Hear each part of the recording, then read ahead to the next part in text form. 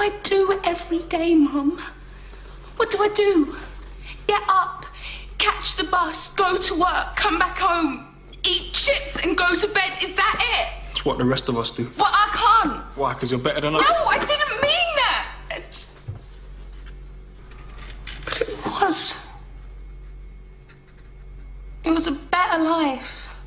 And I don't mean all the travelling and... The doctor showed me a better way of living your life. You know he showed you too. That you don't just give up.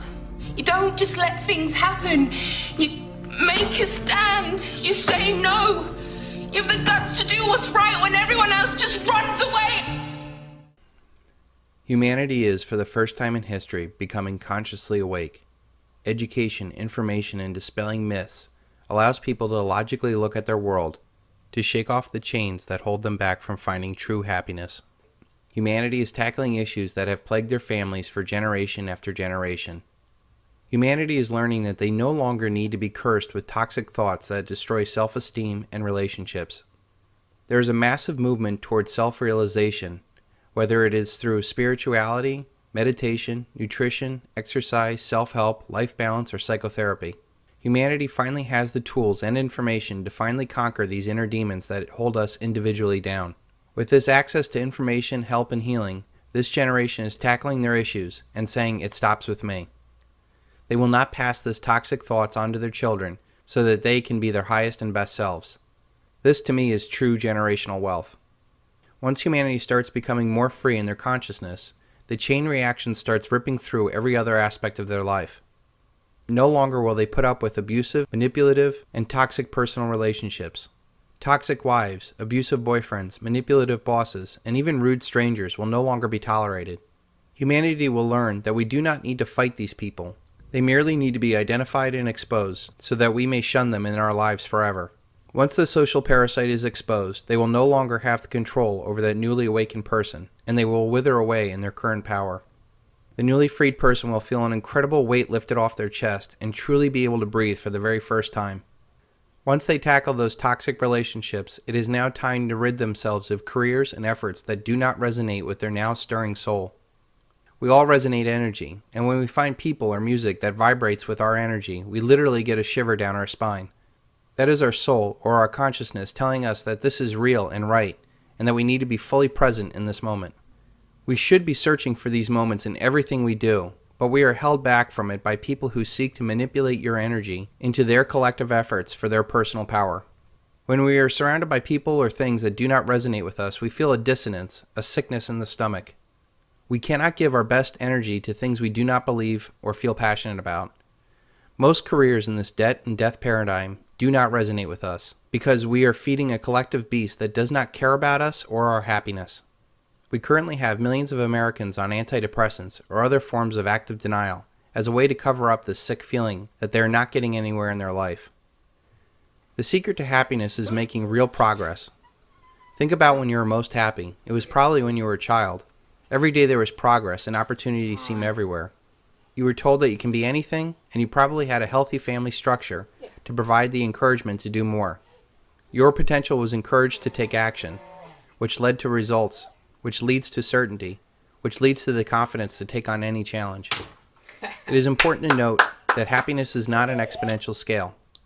Take a man who is cold and hungry and maybe minus 100 happy, and if you give him a warm bed and hot soup, he may become plus 100 happy. But if you give that same man $1 billion, he does not become plus 1 billion happy.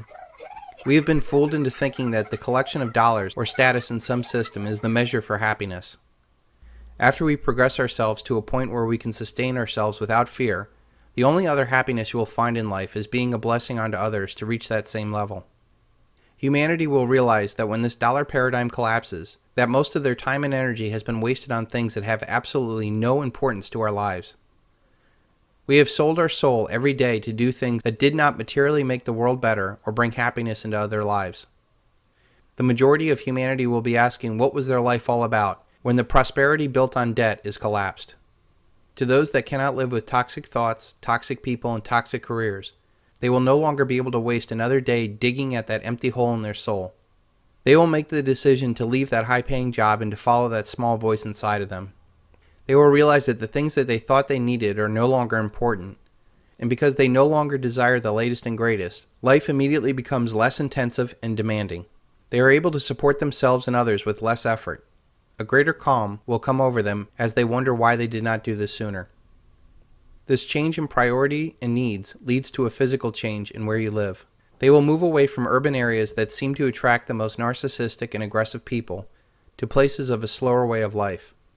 In more than a few videos, I have warned people that areas that thrive the most off the debt and death paradigm will be the worst places to be when the dollar collapses. Large urban areas require a constant influx of food, energy, and debt to function. When the dollar collapses, not only will it be the most exposed and least prepared, it will be a hotbed for violence as the aggressive narcissists do whatever it takes to get theirs. If you cannot move from these areas, you need to focus on food, water, and weapons as you try to ride out the storm.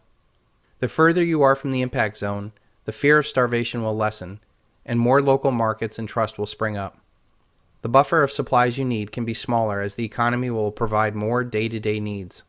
Once you have secured your buffer, it's time to take that last step. The final step is walking away from toxic investments. Your current wealth and ability to support this happiness is the fruit of your past labor. It is vital that you protect it from toxic paper investments and assets.